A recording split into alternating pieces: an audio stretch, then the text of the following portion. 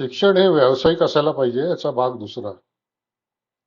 अजून कुठल्या तऱ्हेने शिक्षण हे व्यावसायिक करता येईल?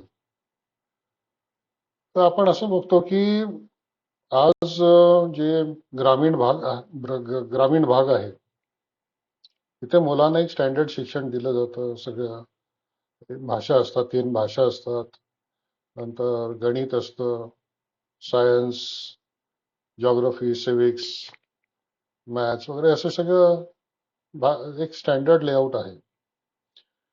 आणि पुष्कळशी जी मुलं आहेत ग्रामीण भागातली ही पुढे जाऊन सगळंच शिक्षण पूर्ण करतात असं नाही.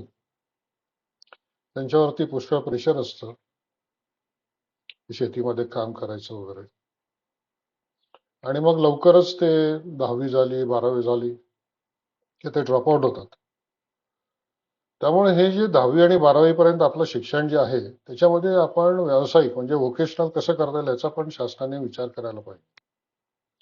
ग्रामीण भागामध्ये आज समजा शेती हा मुख्य धंदा आहे. म्हणजे जवळजवळ आपला 2/3 लोक हे ग्रामीण आहेत आणि त्याच्यावरती ते आपल्या शेतीवरती पुष्कळ जण निर्भर करतात, डिपेंडंट आहेत. अशा वेळेस मुलांना समजा रेन वॉटर हार्वेस्टिंग कसं करायचं, जे पाणी थांबवायचं शिकवायचं. आज पुष्कळशे प्रयत्न होतो, वॉटर कप्स होतात, पाणी कसं थांबवायचा, त्याचा उपयोग कसा करायचा हे शिकवण्याचा प्रयत्न प्रौढांना केला जातो. पण तोच प्रयत्न एक शाळेच्या माध्यमातून म्हणजे 8वी, 9वी, 10वी याच्यामध्ये चेक डॅम्स, नंतर ते खड्डे जे म्हणजे शोष खड्डे वगैरे अशा वेगळे जे वॉटर मॅनेजमेंट सिस्टीम्स आहेत, पाणीचं कसं थांबवून त्याचा उपयोग करता येईल हे सोपे आणि एक्सपेरिमेंटल बेसिसवरती पण शिकवता येईल. हे जर मुलांना शिकवलं तर त्याचा पुढे जाऊन त्यांना खूप उपयोग होईल.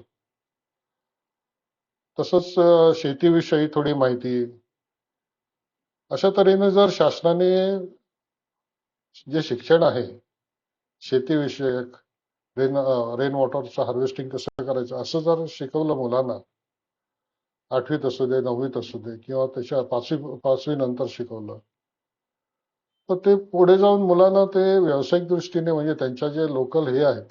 आज काय होतं की शेती करायला लोक तयार होत नाहीत, कारण पाणी पुष्कळ ठिकाणी नसतं.